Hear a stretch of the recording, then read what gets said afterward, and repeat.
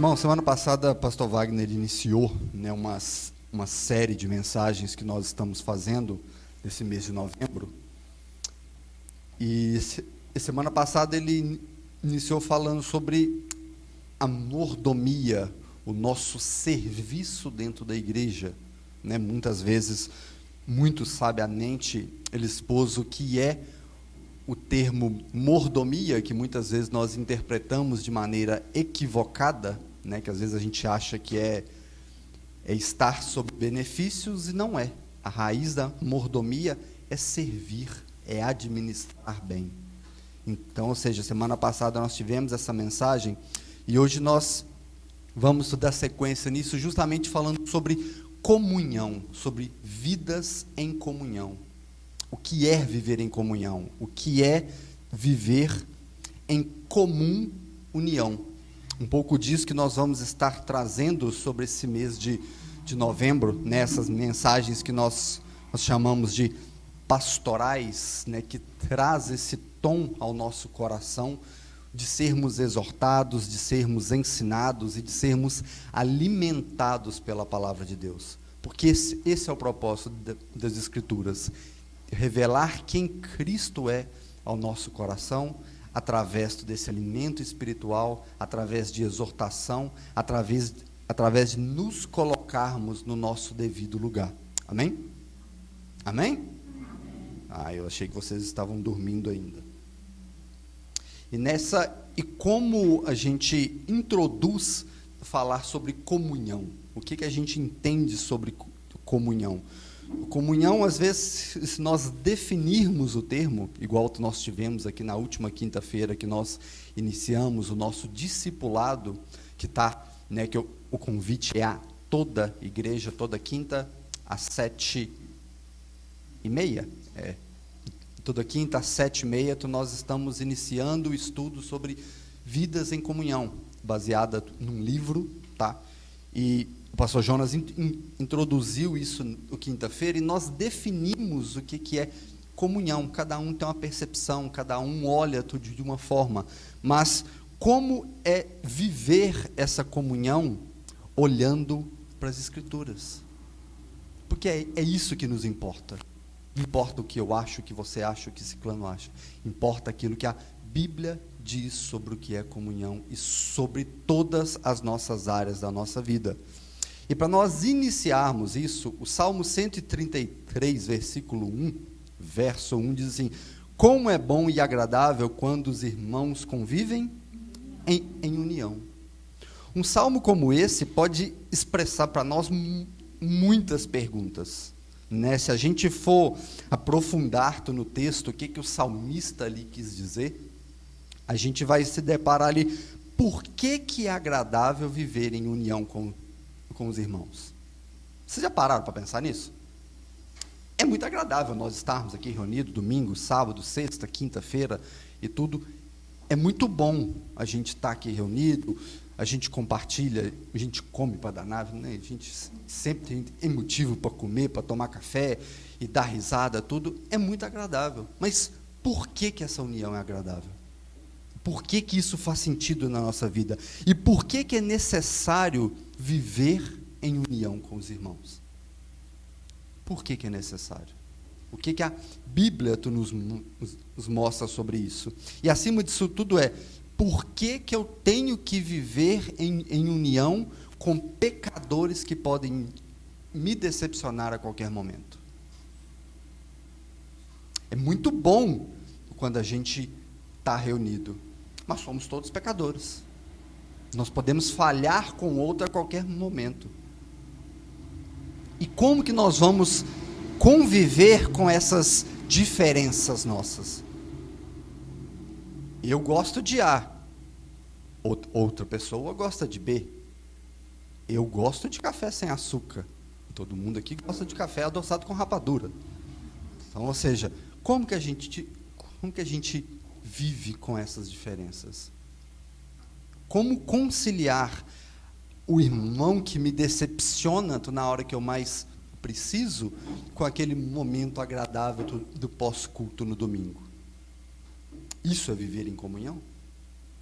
Então, um pouco disso que nós vamos tratar um pouco hoje, e eu incentivo em nome de Jesus que todos vocês participem conosco da quinta-feira do nosso discipulado sobre vidas em comunhão. Amém?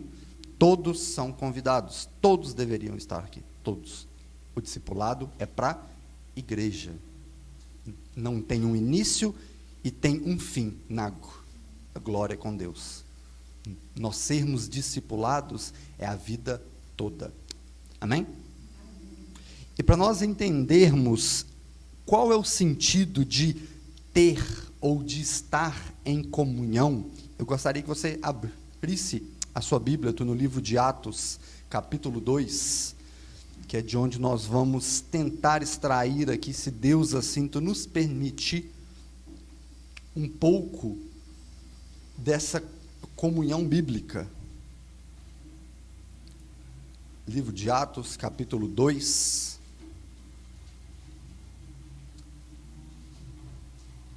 Antes de iniciarmos a nossa leitura, vamos orar?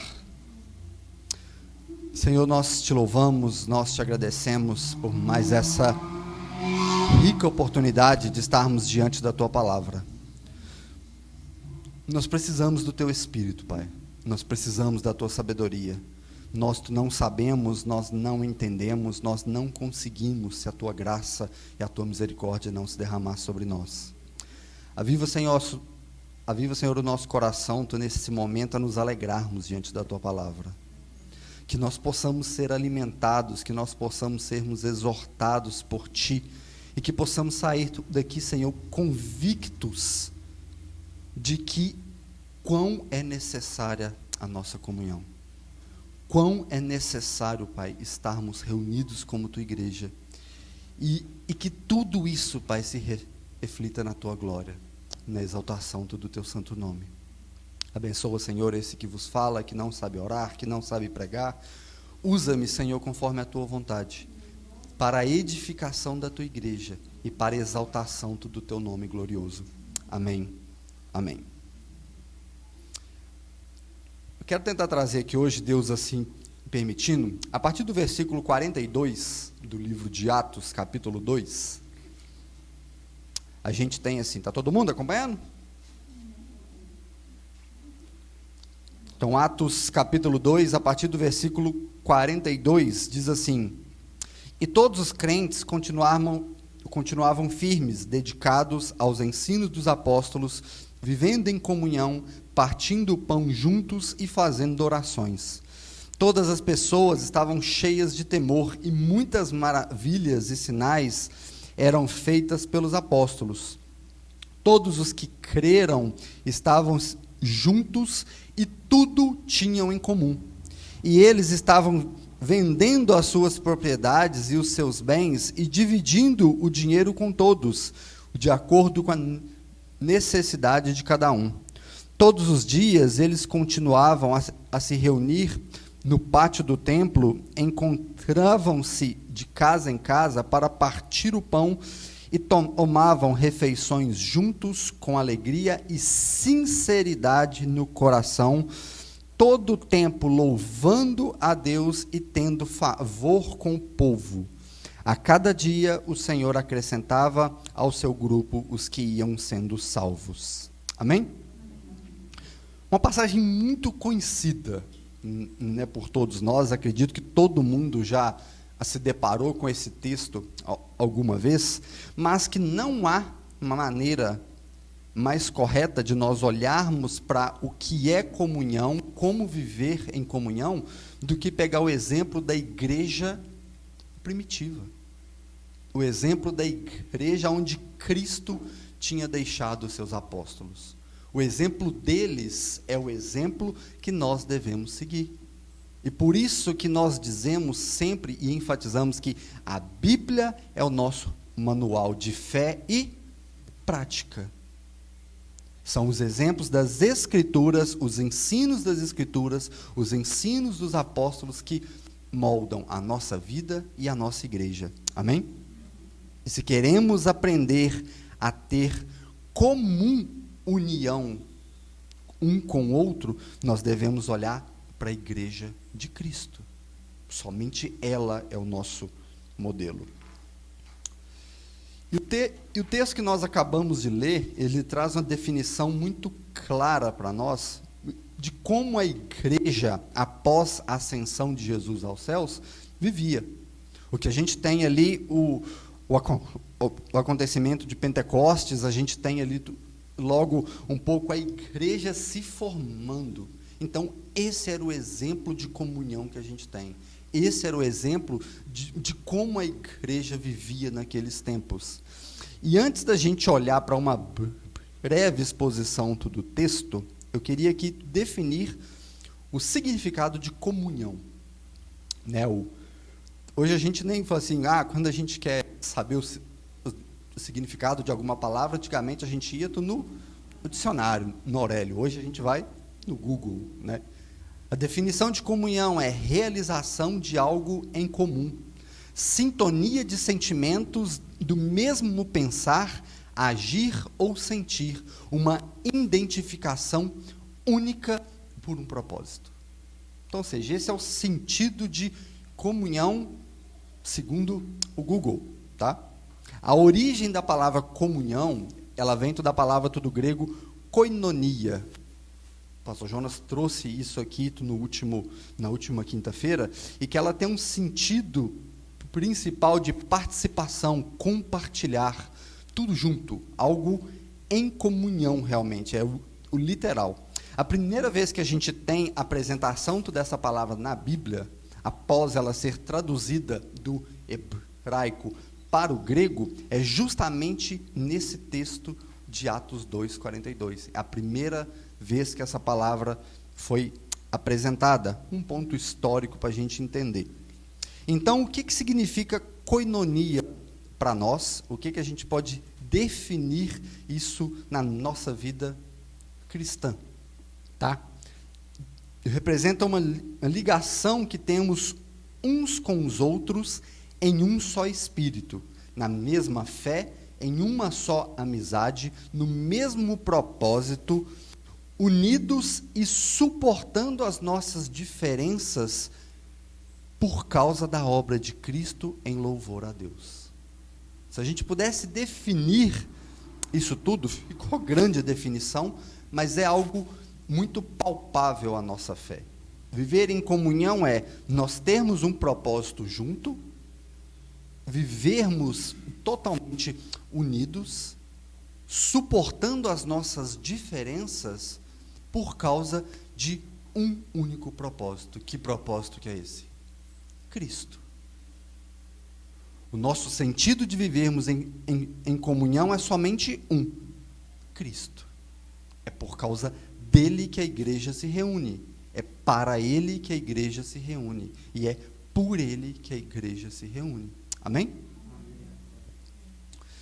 Se você sair daqui hoje com essa definição clara na sua mente, eu tenho certeza que o propósito de no próximo domingo, no próximo estudo, de você sair da sua casa para vir à sua igreja, eu tenho certeza que você vai entender que a sua vida glorifica muito mais a Deus.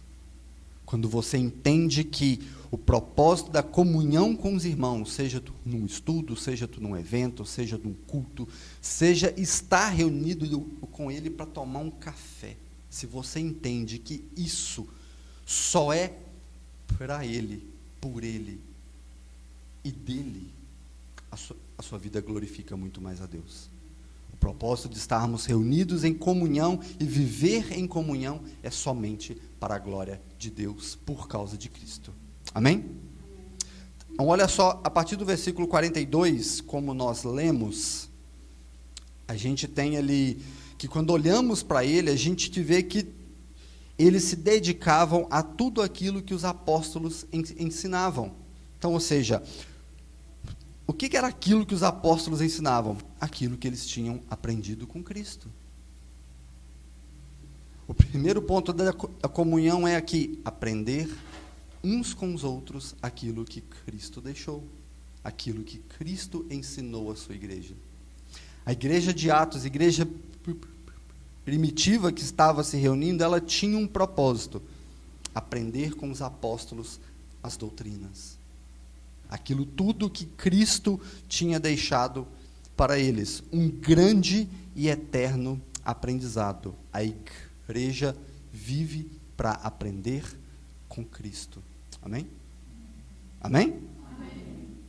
Então, ou seja, é por isso que eu disse aqui, repetindo as palavras do pastor Jonas, quinta-feira, que ele diz que o discipulado só tem um início, ele não tem um fim, ele se acaba na glória. A igreja vive para aprender e a discipular por causa de Cristo. Aprender tudo aquilo que Cristo nos deixou. A segunda parte do versículo 42, eles vivendo em comunhão, partindo o pão e as orações.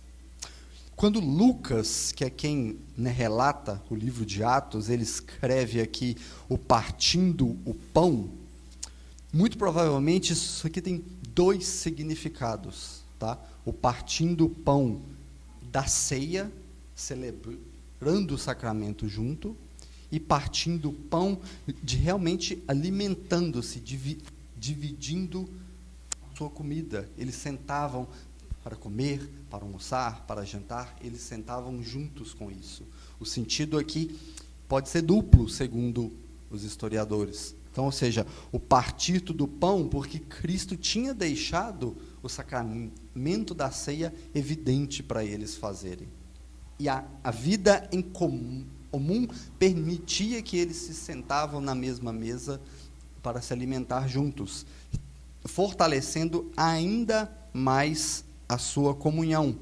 O versículo 43, ele vai mostrar assim, todas as pessoas estavam cheias de temor, e as maravilhas e sinais que eram feitos por meio dos apóstolos.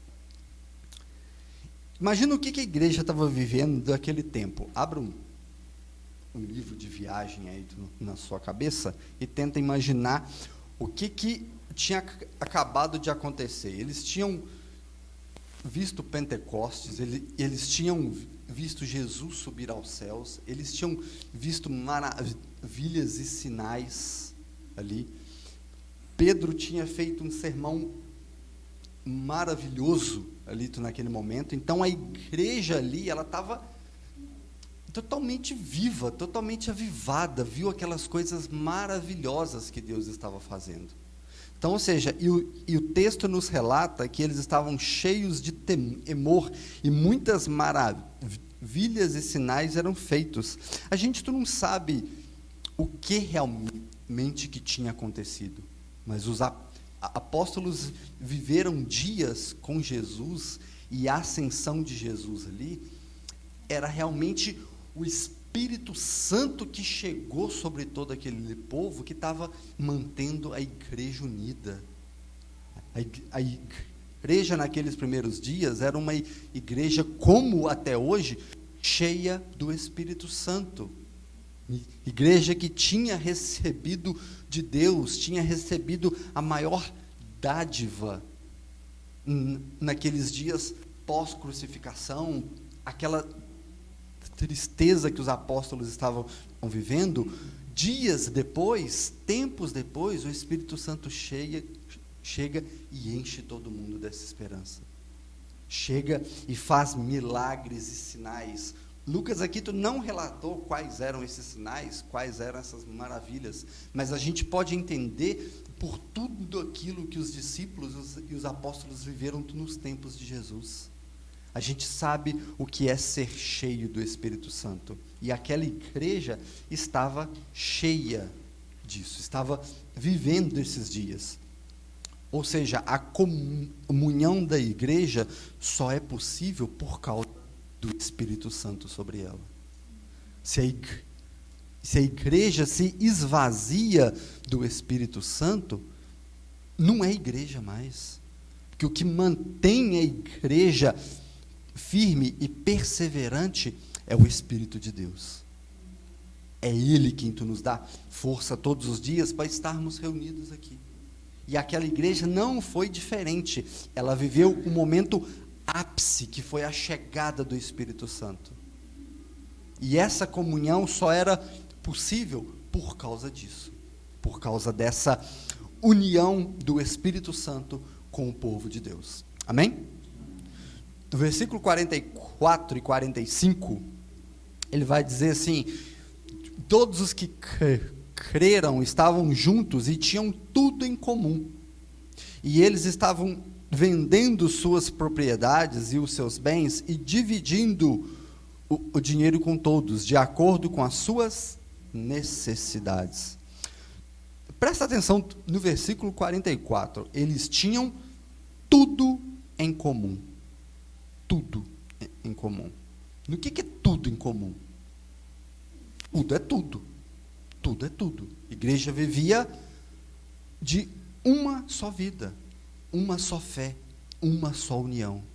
Eles tinham tudo em comum. Agora a gente olha, mas tudo, nossa, será que era tudo mesmo? O versículo 45 complementa o que é esse tudo. Eles estavam vendendo as suas propriedades e os seus bens e dividindo o dinheiro de acordo com as suas. O que a gente consegue perceber aqui nesse relato de Lucas? Às vezes vai parecer muito superficial para nós. O texto não dá uma riqueza de detalhes. Mas o que Lucas deixa muito claro aqui para nós? A generosidade voluntária daquela igreja. Agora começa a tocar no nosso coração, sabe? O que é ser generoso? Né? Algo que a nossa cultura, o nosso meio, muitas vezes nos impede de ser. E por que nos impede? Porque ainda existe o velho Adão dentro de nós. Ainda existe aquele ser humano egoísta, vaidoso, possessivo, que quer tudo para si. Nós somos assim.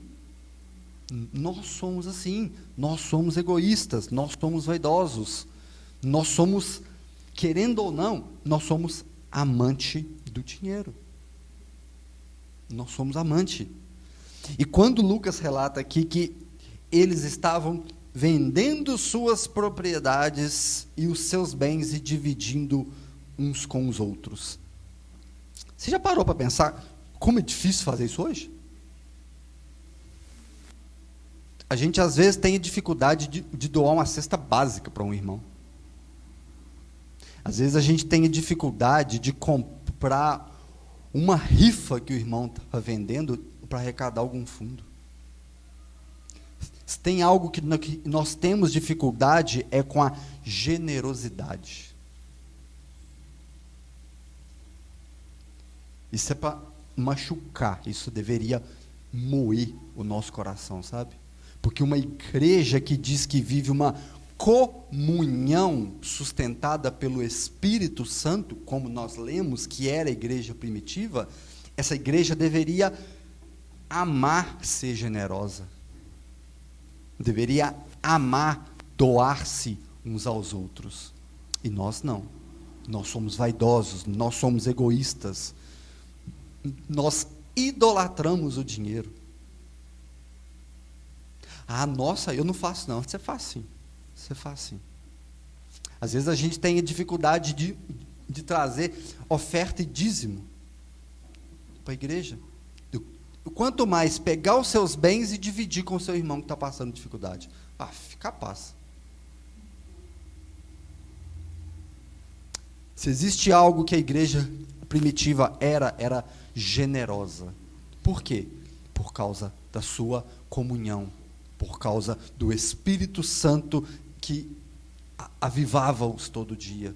Por causa do Espírito Santo que testificava no coração deles que eles eram um só povo, um povo de Deus, uma só igreja. Tiago capítulo 4, versículo 17 vai dizer assim: assim, o pecado é pecado não fazer o bem quando se pode fazer.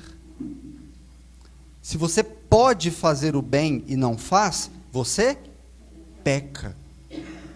Vocês prestaram atenção no que a gente acabou de ler e ouvir? Aquele que pode fazer o bem e não faz, ele peca. Qual que é a nossa dificuldade de sermos mais generosos? O amor ao dinheiro? A nossa vaidade? O nosso ego? Ninguém está falando para você pegar tudo que você tem e dar para o pobre. Você está falando de ajudar de acordo com a necessidade de cada um. Era o que a igreja fazia. Era o que a igreja vivia. Isso era ter comunhão, generosidade. Amém? Difícil falar amém, né? Difícil concordar com isso. Mas esse é o nosso retrato. Isso somos nós. Egoístas, egocêntricos, vaidosos. E nós devemos nos despir disso tudo. Porque nós somos um só corpo. Uma só igreja. Guiada por um só cabeça. Cristo Jesus.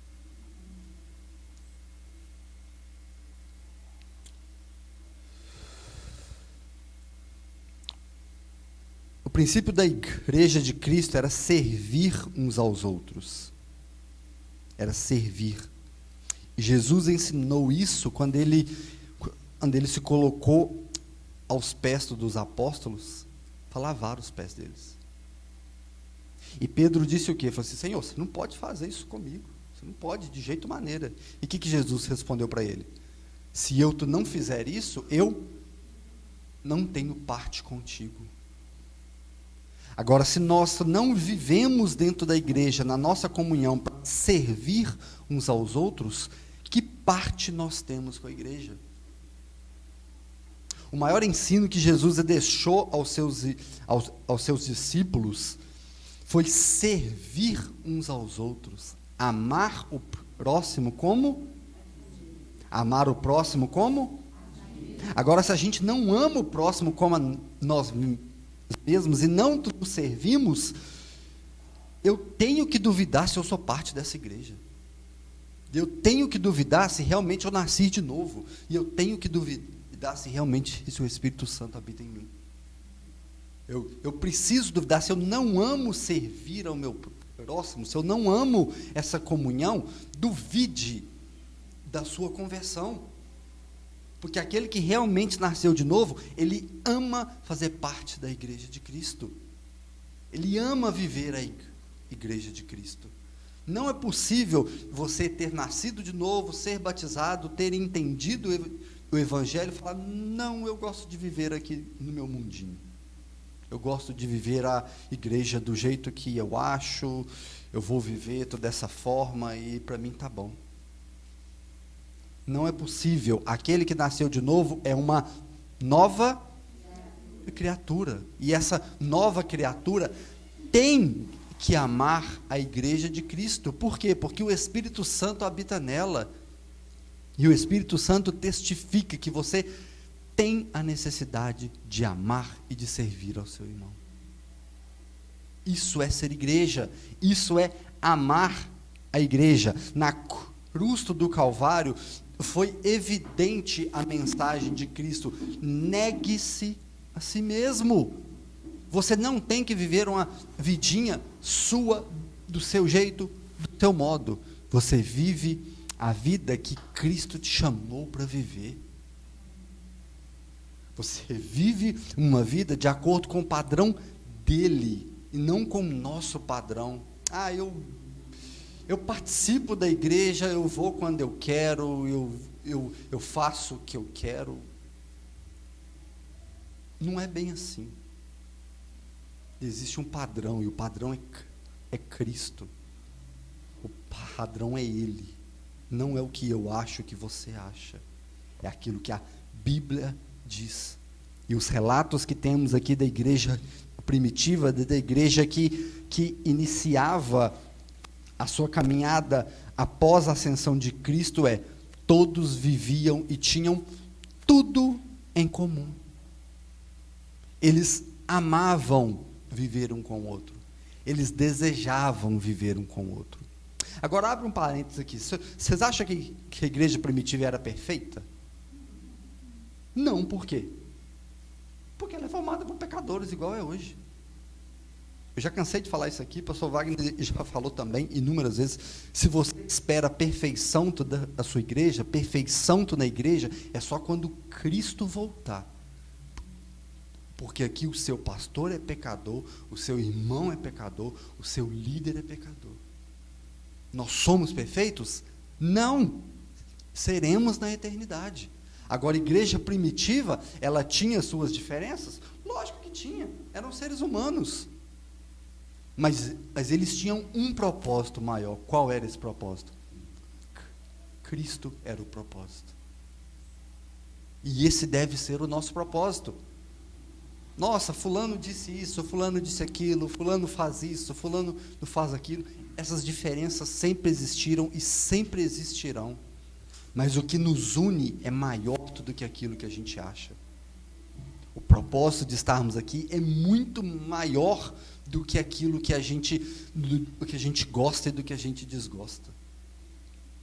O propósito de estarmos reunidos é somente um: a exaltação do nome de Cristo. A igreja é dele, ele faz o que ele quiser. Ele coloca pessoas, ele tira pessoas. Ele levanta líderes, tira líder, coloca pastor, tira pastor. A igreja é dele. A igreja é dele. Ele é o cabeça dessa igreja. Em Atos capítulo 4, um pouco mais adiante do que a gente está lendo, a partir do versículo 32, abre aí por gentileza, só para a gente reforçar o que a gente está falando. Atos capítulo Atos 4, versículo 32.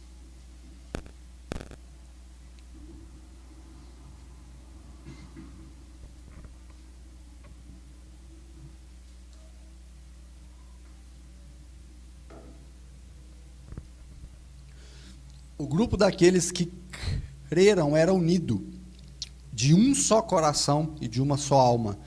Ninguém dizia que qualquer coisa que ele possuía era sua, mas tudo o que tinha era de todos.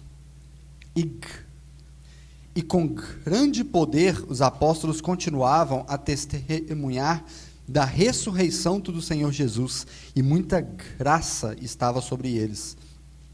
Não tinham entre eles nenhuma pessoa que passava necessidade, porque aqueles que tinham terras e casas vendiam e traziam dinheiro e colocavam aos pés dos apóstolos, e o dinheiro era distribuído segundo a necessidade de cada um.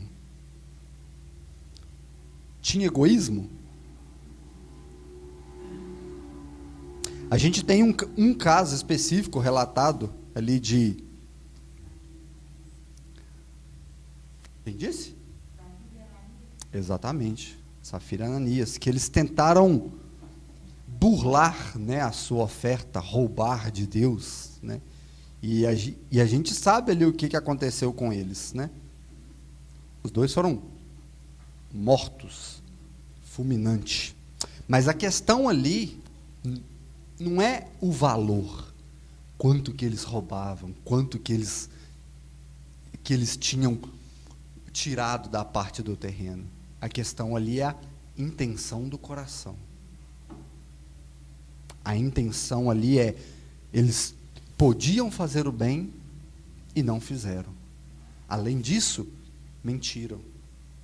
Então, ou seja, Deus não está preocupado com quanto você dá de oferta. Deus não está preocupado se você coloca R$1 ou 10.000, não. Não está preocupado com isso, não. Ele está preocupado com o que você tem dentro do seu coração. Se é de espontânea vontade, se é por alegria, sem pesar, sem negligenciar o cuidado com a sua casa. Porque não adianta você tirar todo o seu dinheiro de dentro de casa, colocar aqui dentro da igreja, e você está com conta atrasada em casa, não. Você está sendo totalmente negligente com o primeiro ministério que Deus colocou na sua vida. O primeiro ministério do homem é a sua casa. Não adianta. A questão aqui é a intenção do coração e a generosidade. É o que a igreja estava tratando. Ninguém pode seguir e servir a dois senhores. Amará um e e odiará o outro. Você não tem como servir a Deus e amar ao dinheiro. Não existe essa opção. Ou você vai amar um ou amar o outro. Não vai amar os dois. O ponto ápice disso aqui é ver que a igreja se dava uns para os outros. A igreja amava ajudar um ao outro, independente das suas diferenças, independente daquilo que eles estavam vivendo. Por quê? Porque o propósito maior é a glória de Deus. Esse é o propósito da comunhão. Não existe comunhão se o propósito dela tu não for exaltar o nome de Cristo. Quando você participa de alguns grupos, de algum clube, de alguma coisa, existe uma comunhão ali também. Você faz uma festa de fim de ano na sua empresa, tem um churrasco dos amigos, o pessoal da antiga, da escola, existe comunhão ali. Mas a comunhão que nós estamos tratando da Bíblia, ela visa a glória de Deus. E esse é o propósito da igreja, viver uma comunhão que glorifique a Deus.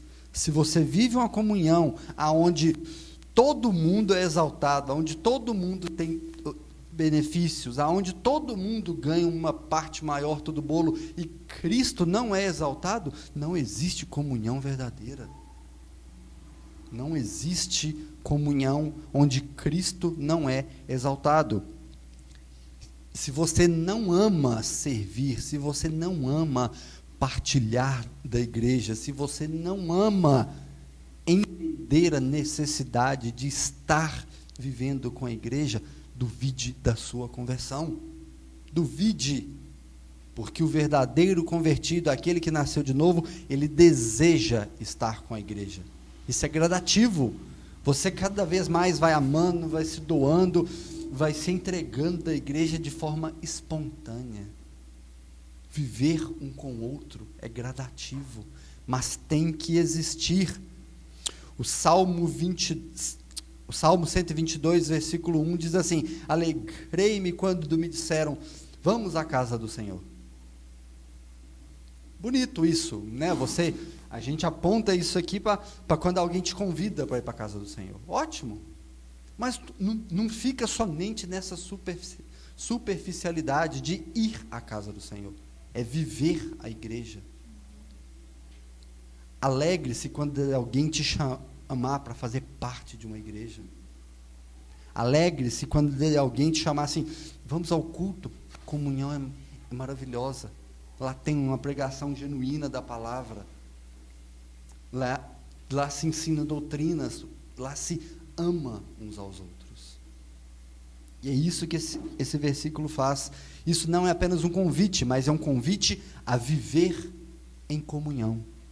O Salmo 27, verso 4 diz assim: uma coisa pedi ao Senhor, é o que eu procuro, que eu possa viver na casa do Senhor todos os dias da minha vida e contemplar a bondade e buscar a orientação no templo. Viver na casa do Senhor não é somente estar aqui presente em todos os encontros, estar aqui presente em todos os cultos, estar aqui presente servindo, mas é viver amando a igreja de Cristo. É viver entendendo que eu preciso disso para eu fortalecer a minha fé. Eu preciso estar na igreja, porque senão a minha fé será apagada. Ela vai diminuindo e definhando até morrer. Você não é igreja sozinho. Você não vive igreja dentro de casa. Você não vive uma comunhão com Cristo sozinho. Você é membro de um corpo. E membro não anda sozinho. Membro não vive sozinho.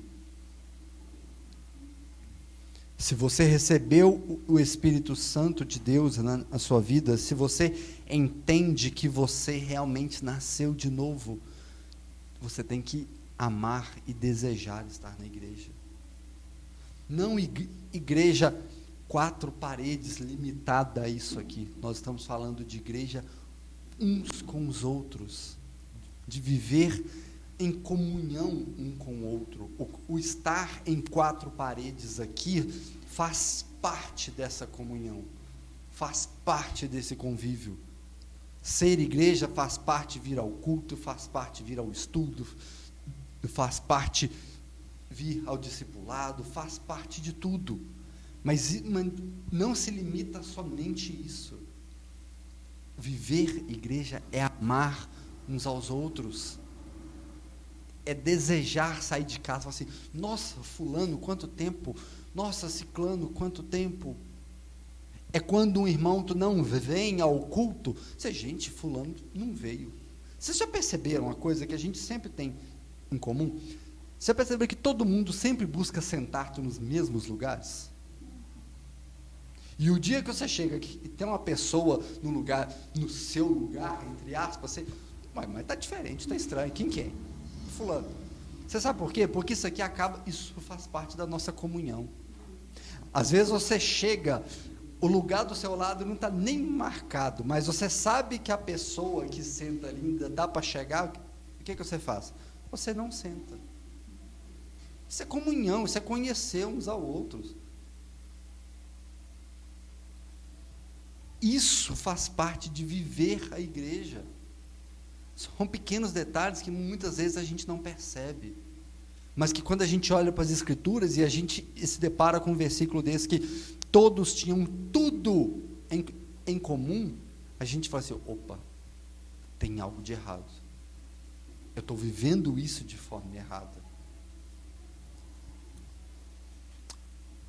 O versículo 46, ele vai dizer assim, lá do capítulo 2, tá? Você foi para o capítulo 4, volta o capítulo 2 aí.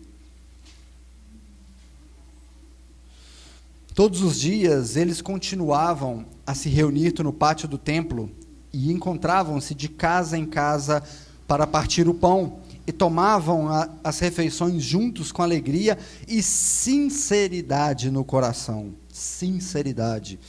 Todo o tempo louvando a Deus e tendo o favor de todo o povo. E a cada dia o Senhor acrescentava àquele grupo os que iam sendo salvos.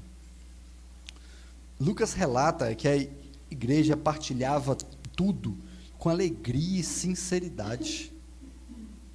Com alegria e sinceridade. Se não existe alegria e sinceridade no seu coração em viver, em participar, em estar na igreja de Cristo, tem algo de errado com a sua fé. Tem algo de errado, porque a alegria que nós temos hoje é uma alegria que não nasce em nós. É uma alegria que vem de Deus, porque o seu mundo pode estar ruindo aos seus pés, o mundo pode estar caindo, tudo de ruim acontecendo ao mesmo tempo, mas você não perde a alegria de estar em Cristo, porque é uma alegria que excede todo o nosso entendimento. A paz que nos rodeia é algo que a gente não consegue explicar para as pessoas. É por isso que as pessoas muitas vezes olham de fora e falam: nossa, crente é tudo feliz, mas somos felizes mesmo, porque a alegria de nós vem do céu, não é uma alegria formada por coisas perecíveis aqui desse mundo. Porque eu já falei que muitas vezes, se a nossa alegria, se a nossa esperança depender de coisas desse mundo, nós estamos lascados, porque a hora que essa coisa se vai, a alegria vai junto.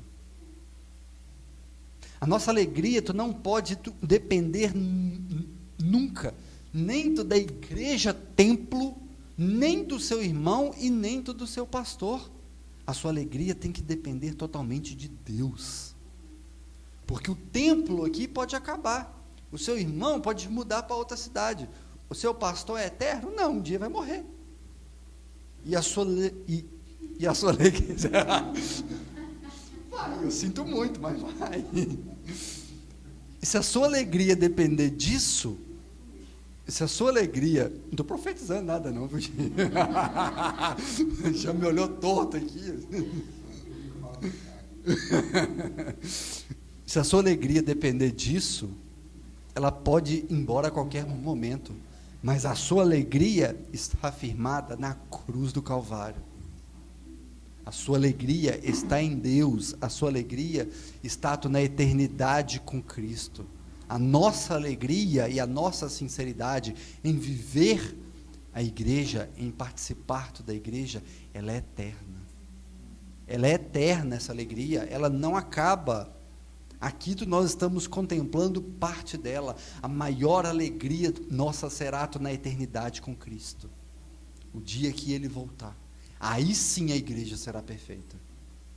Aí sim a igreja será totalmente sem pecado, livre de qualquer problema.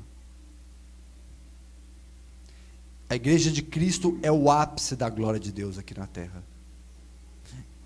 Entenda isso, a igreja de Cristo é o ápice da glória de Deus aqui na terra. E se você não se alegra em fazer parte desta glória, há algo de errado com a sua fé. Se você não deseja viver a sua fé aqui nesse mundo, tem algo de errado. Às vezes a sua fé está em qualquer outra coisa, menos em Cristo Jesus. E nós corremos esse risco de depositar a nossa fé em qualquer outra coisa e ela ter uma aparência de religiosidade. Nós corremos esse risco, já falamos disso aqui várias vezes.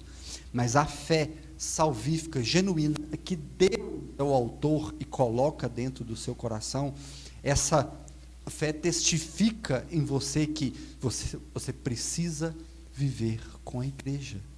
Você precisa amar a igreja.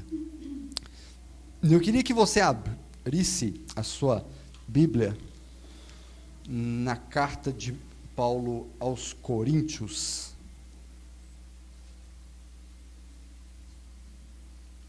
no capítulo 12.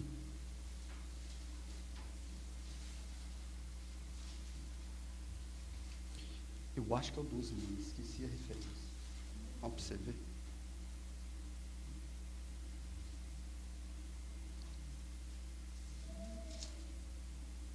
Deixa eu confirmar aqui, gente.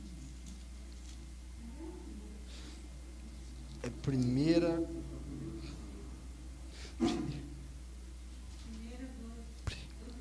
Primeira Coríntios 12. Isso. 1 Coríntios capítulo 12, a partir do versículo 12, uma leitura um pouco extensa, mas eu queria que todos acompanhassem, para a gente ver um pouco mais sobre essa união. Quando Paulo está falando da igreja de Corinto, ele descreve a união da igreja como um só corpo. E esse corpo tem vários membros. E cada membro tem a sua função. Cada membro tem um dom. Então, ou seja, um texto muito conhecido por nós, mas que vale a releitura. Então, 1 Coríntios capítulo 12, a partir do versículo 12. Amém? Amém, todo mundo? Amém. O versículo 12. O corpo tem muitas partes, e muitas partes formam um corpo inteiro. Assim também, o corpo é o corpo de Cristo. Alguns de nós somos judeus, outros não. Alguns são escravos e outros são livres. Mas todos nós fomos imersos em um só corpo por meio de um só Espírito. E a todos nós foi dado de beber de um só Espírito.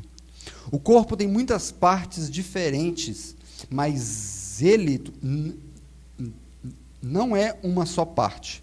Se o pé disser, eu não faço parte do corpo, porque eu não sou a mão, nem por isso ele pode deixar de ser parte desse corpo.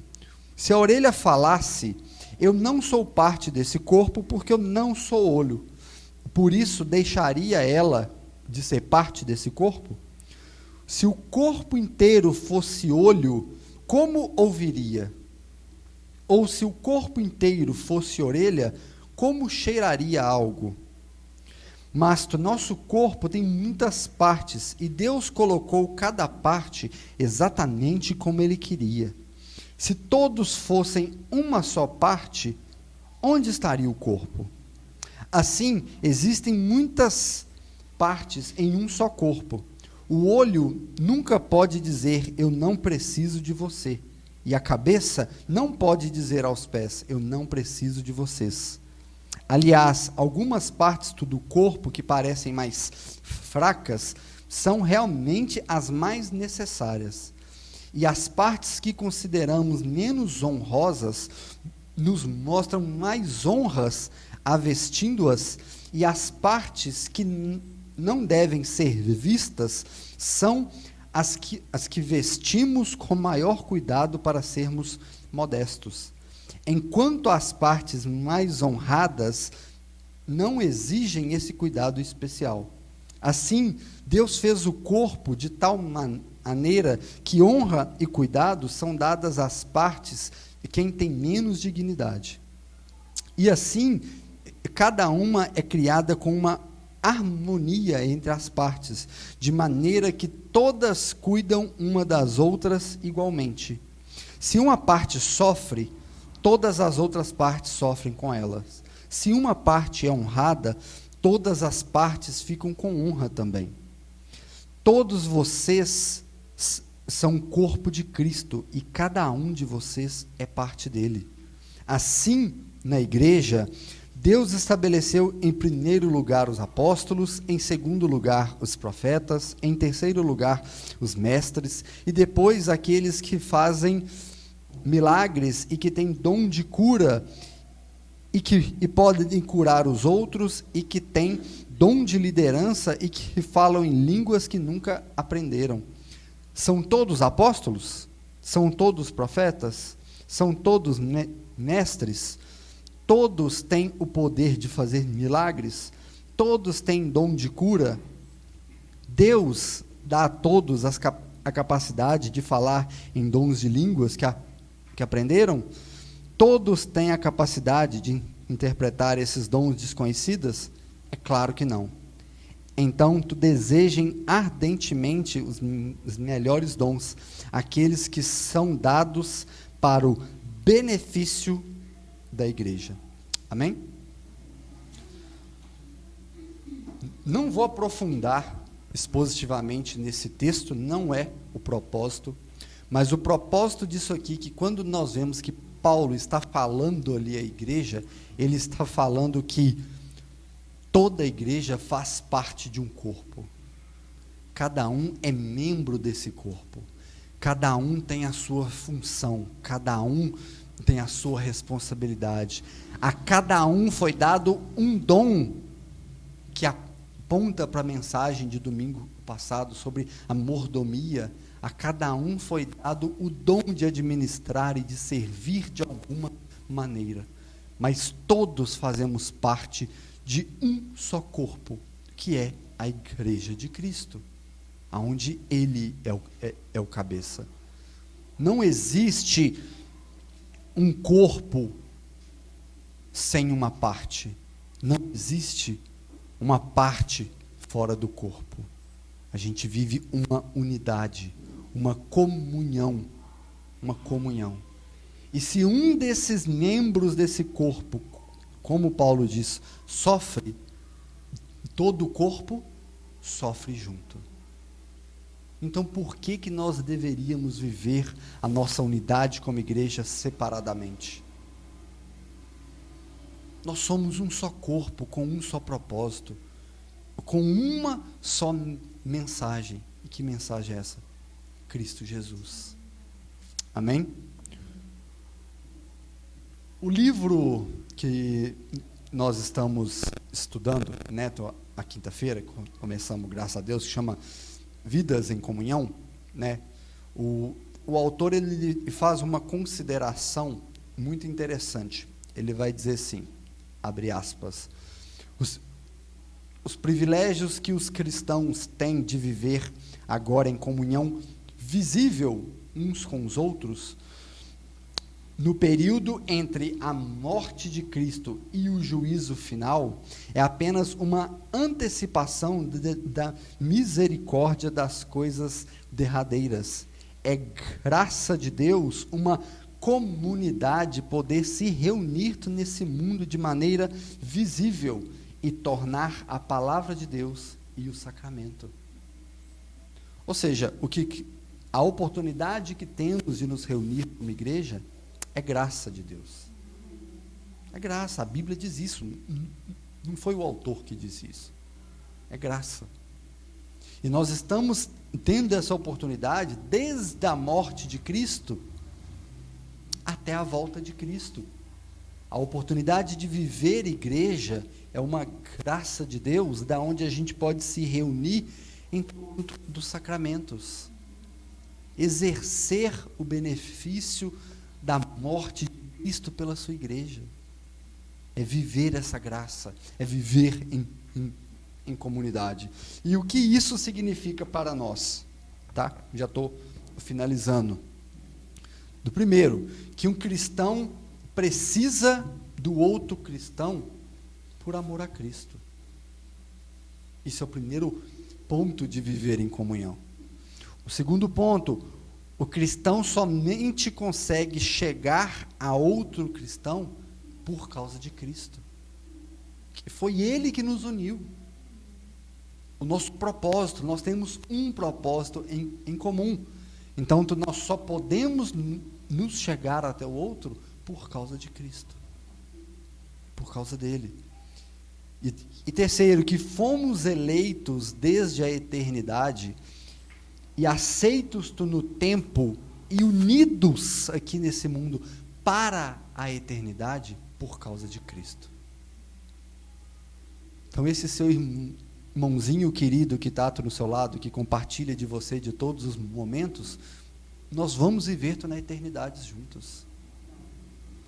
Nós vamos ter que aguentar vavá na eternidade, entendeu? Nós vamos ter que aguentar vavá na eternidade. Viu, pastor Wagner? Você vai ter que aguentar vavá na eternidade. Já é. A igreja só é possível ser igreja por causa de Cristo. E nós vivemos esse benefício do ser igreja por causa de Cristo, só por causa dele. Amar viver essa igreja, amar viver essa comunhão, amar viver até a eternidade, servir uns aos outros, nos dedicarmos uns aos outros, sermos generosos uns com os outros, é somente por causa de Cristo. Somente por causa dele. Em 1 Tessalonicenses, Paulo escreveu assim no capítulo 4, versículo 9. Agora, sobre o amor aos irmãos, nós não precisamos escrever mais nada, pois vocês já foram ensinados por Deus a amar uns aos outros. Aí cabe aquela reflexão para a gente levar para casa. Deus ensinou a nós a amar o nosso irmão. Foi o que Paulo disse, falou assim, eu não preciso escrever aqui mais nada sobre amor uns com os outros, porque Deus já ensinou isso a vocês. Agora, nós estamos vivendo esse amor um com o outro. Às vezes o conceito de amar, nós já falamos isso aqui muito nos nossos estudos, é muito subjetivo.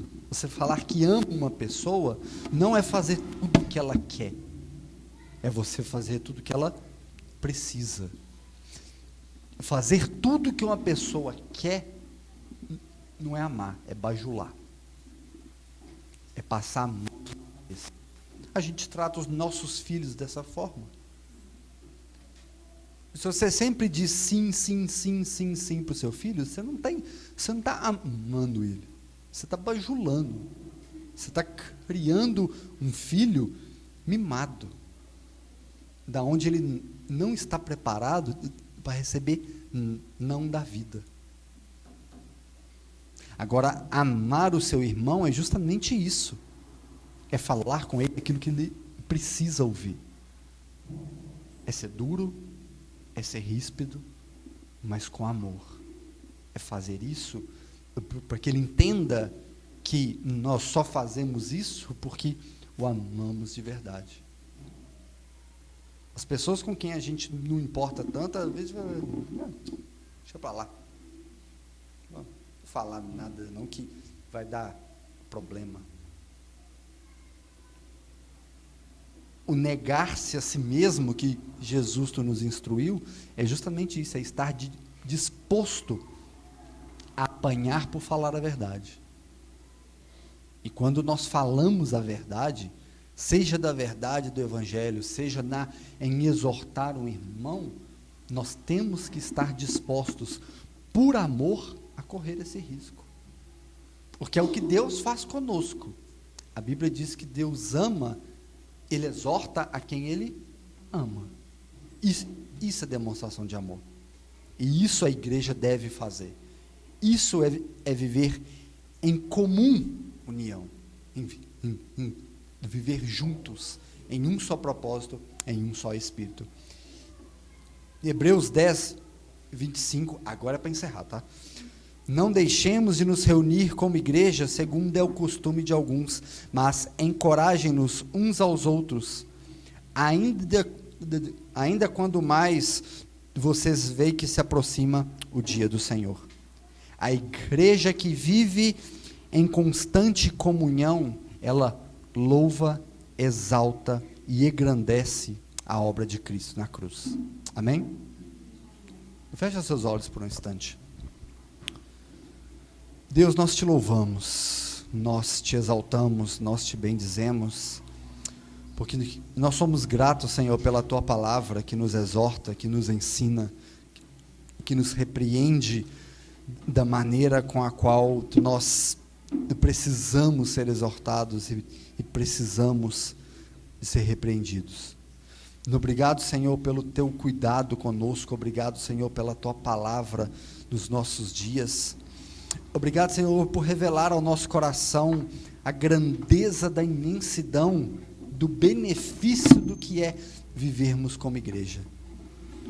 Obrigado, Senhor, por revelar através do teu Espírito Santo ao nosso coração, e nós te pedimos, em nome de Jesus, testifica isso a todas as manhãs da nossa vida, da nossa necessidade de desejarmos, de aprendermos a viver como igreja, a viver a tua igreja, a nos doarmos uns pelos outros, a sermos menos egoístas, menos egocêntricos e mais generosos. Aviva, Senhor, a tua mensagem dentro de nós, para que possamos sair daqui, Senhor, convencidos de que a igreja de Cristo é o teu projeto. A igreja de Cristo é a maior bênção da tua glória que o Senhor deixou aqui nessa terra, e que nós possamos nos deleitar em viver cada dia por ela e para ela, para a glória do teu santo nome. Dai-nos, Senhor, o teu Espírito, dai-nos, Senhor, os teus ensinos, e dai-nos, Senhor, a tua graça. É o que nós te pedimos, em nome de Jesus. Amém.